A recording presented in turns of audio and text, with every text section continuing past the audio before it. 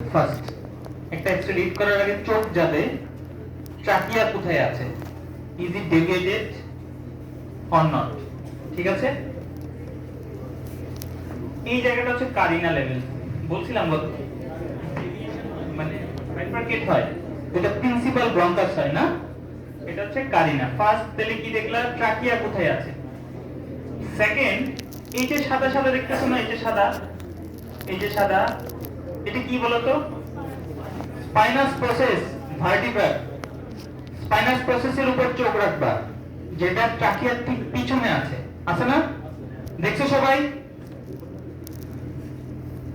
তারপরে ক্লাভিকুলার দিকে চোখ রাখবা, এটা কি জয়েন্ট? স্টার্নোক্লাভিকুলার জয়েন্ট। ঠিক আছে না? এটা কি জয়েন্ট? অ্যাক্রোমিওক্লাভিকুলার জয়েন্ট। ইম্পর্টেন্ট হচ্ছে এই জয়েন্টটা, ওইটা ওই চেস্ট এক্স রিডিং এর জন্য এটা খুব একটা ইম্পর্টেন্ট না। এটা ইম্পর্টেন্ট এই কারণে, এই স্পাইনাস প্রসেস থেকে এই জয়েন্টটা আর এই জয়েন্টটা সমান দূরত্বে আছে কিনা। সমান দূরত্বে থাকে ইম্পর্টেন্ট এই কারণে, কেউ যদি এক্সরে করতে বলে যে এইভাবে দাঁড়ান, ও যদি এমনি ফিরে থাকে, তাহলে কিন্তু এই স্পাইনাস প্রসেসের সাথে এই অ্যাক্রোমিও স্টার্নোক্লাভিকুলার জয়েন্টের ডিসটেন্স সমান হবে না, সে কিন্তু রোটেট হয়ে গেল। রোটেশনের কারণে মিডিস্টার্নামের অনেক কিছু ওভারলুক হয়ে যাবে, চোখে আসবে না। এর জন্য এই দুইটা জায়গা দেখা ইম্পর্টেন্ট। বুঝতে পারছি? ব্যাখ্যা দিলাম কেন রোটেশন হইছে কিনা দেখতে হবে। তাহলে মিডিস্টার্নামের অনেক কিছু ঝাপসা হয়ে যাবে, কারণ এক্সরে আসতেছে এলো এইভাবে, এক্সরেটা এইভাবে আসতেছিল, তুমি ওকে আড়াল করে রাখো, তুমি একটু অ্যাঙ্গেল হয়ে গেলা। যদি ওই জয়েন্টের ডিসটেন্স ঠিক না থাকে, বুঝবা সে এমন ভাবে ছিল, এমন ভাবে ছিল না। বুঝছো ব্যাপারটা? তো এটা হলো সেকেন্ড চেকলিস্ট। থার্ড চেকলিস্ট হচ্ছে রিবস কাউন্ট করা খুব ইম্পর্টেন্ট দুইটা কারণে। এক হচ্ছে রিবস ভাঙা থাকতে পারে, আর এক হচ্ছে ওই পেশেন্টটা ফুল ইন্সপিরেশন নিল কিনা, এটা ইম্পর্টেন্ট না? তাকে যে সে কমান্ড করলো, সেটা এমন হইতে পারে সিওপিডির পেশেন্ট, সে বেশিক্ষণ ইন্সপিরেশনই নিতে পারে না, তার অলরেডি সবকিছু ধ্বংস হয়ে গেছে, তাই না? অথবা এমন হইতে পারে পালমোনারি এডিমা, তার লেফট ভেন্ট্রিকুলার ফেলিউর আছে, সে প্রপার ইনস্ট্রাকশন ইচ্ছা থাকা সত্ত্বেও নিতে পারে না। তোমার তো আলাদা করতে হবে যে এটা ঠিক আছে কিনা। অথবা সে ইচ্ছা করে এটা করলো, ফাংশনাল ডিজিজ অনেকের আছে, ডাক্তারদের কথা শুনে না। সেটার ক্ষেত্রে টেকনিক হচ্ছে এটা এভাবে মনে রাখো, যেটা ঘুরে আসে ওটা হচ্ছে সামনের রিবস, আর যেটা সবচেয়ে ভালো বোঝা যায় রিবস, এটা হচ্ছে পিছনের। ইম্পর্টেন্ট কথা মনে রাখার জন্য, এখানে যে রিবসগুলো তোমাদের চোখের সাথে সাথে পড়ে যাবে, ওইগুলো সব হচ্ছে পিছনের রিবস। তোমাদের সবাইকে যদি আমি রিবস কাউন্ট করতে দিই, এই যে যেগুলো সোজা এইগুলা সবাই কাউন্ট করবে, কিন্তু এগুলা কিন্তু পিছনের রিবস, পোস্টেরিয়র।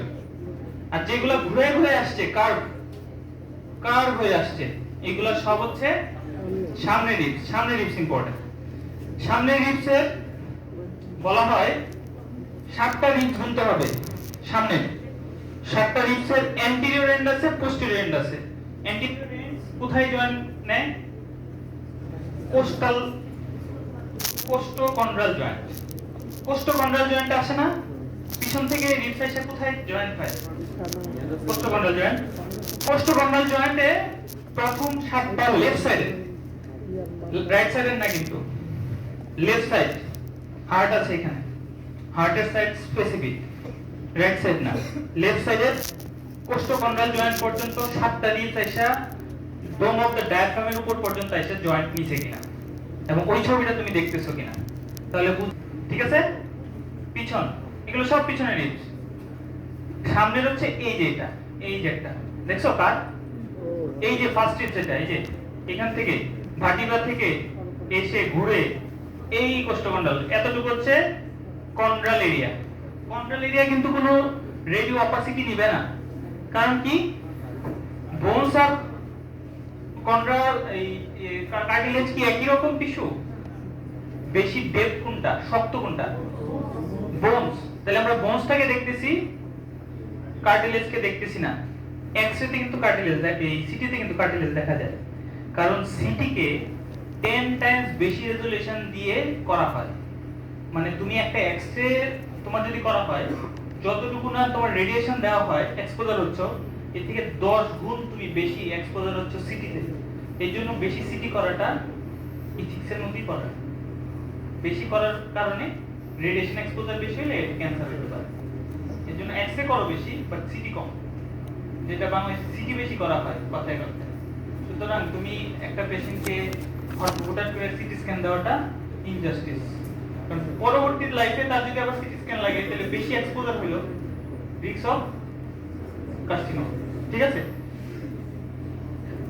এখানে কথাটা হচ্ছে এটা একটা রিপস, এটা দুইটা, এটা তিনটা, এটা চারটা, এটা পাঁচটা, এটা ছয়টা, এটা সাতটা। এই যে দেখো, এই সাতটা রিপস এই ডায়াফ্রামের উপর পর্যন্ত তোমাকে পাইতে হবে। যদি না পাও তাহলে এটা improper heart, base of the heart, তাই না? তাহলে এটা এই এতটুকুর উপরেই তোমার সাতটা অ্যান্টেরিয়র রিবস পাইতে হবে। সেক্ষেত্রে ওইটা প্রপার এক্স-রে। তাদের পরে কি, এদিকে তো নরমালি থাকার কথা, রাইট অফ ডায়াফ্রাম হচ্ছে উপরে, রাইট একটু নিচে। সেক্ষেত্রে এখানে এসে কার্ডিয়াক স্টোমাক থাকে না লেফটে, ধাক্কা মারে ওরে। ধাক্কা মারলে হয় কি, ও উপরে উঠে যায়, ও ওর পজিশনে থাকে। Relatively left lobe of diaphragm উপরে চলে গেল।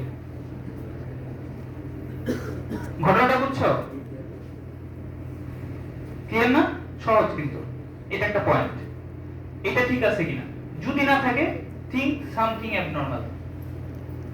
এটা তুমি, এইটা বলার উদ্দেশ্য হচ্ছে যে এক্স-রে তুমি ডেসক্রিপশন করার সময় কি বলবা, এখন কিন্তু অনেক কিছু বলতে পারবা। এগুলো জানলে তুমি বলতে পারবে না যে স্যার এটা নরমাল আছে। তোমার কাছে যদি প্যাথোলজির পরে জানতে চায় সব ঠিকঠাক মানে কি কি আছে, তো তুমি ফাইন্ডিং বলতে থাকবা যে right lobe of diaphragm is higher than left lobe of diaphragm. কেন বলছো? যদি এমন থাকে তাহলে এটা হবে, মানে তুমি রিজনিং সহ বলতে পারবা। ঠিক আছে,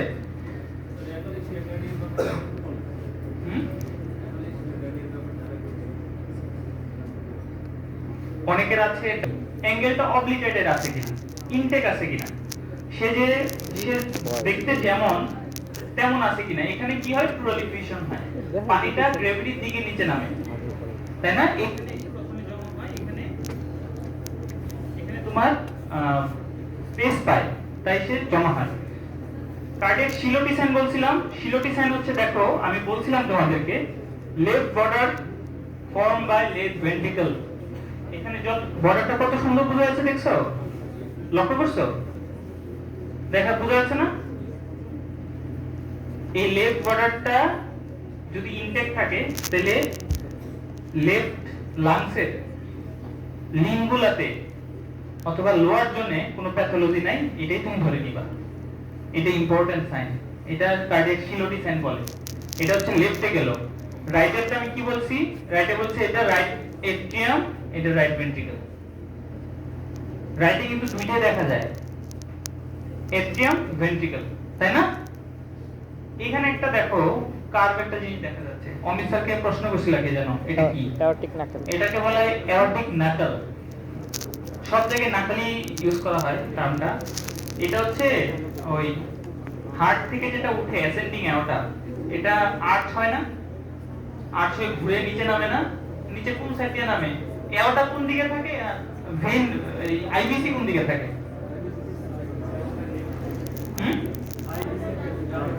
আইবিসি ভেন ডানে, অ্যাওর্টা ডান বামে, তাই না?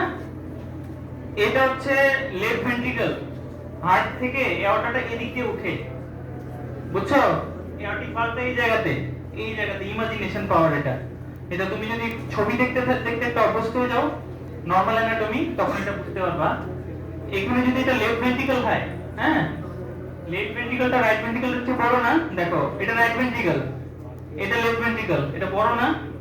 বড় কি না?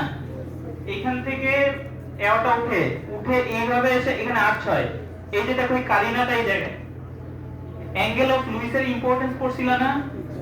Importance of angle of Luis.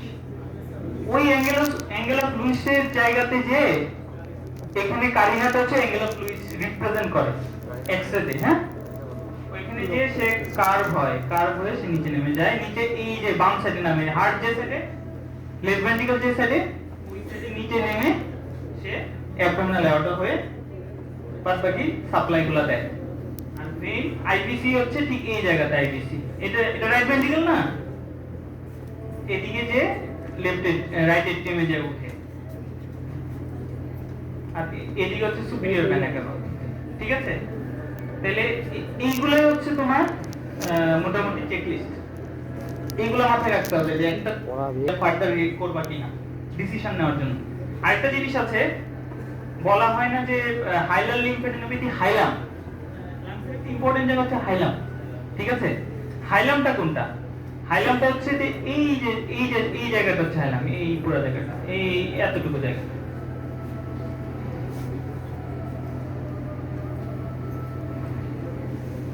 এই জায়গাটা হচ্ছে হাইলাম, বুঝছো? এটা হাইলাম। ঠিক আছে, এটা একটা হাইলাম। লক্ষ্য করো রাইটের যে হাইলাম আর লেফটের হাইলাম একই লেভেলে না। কেন?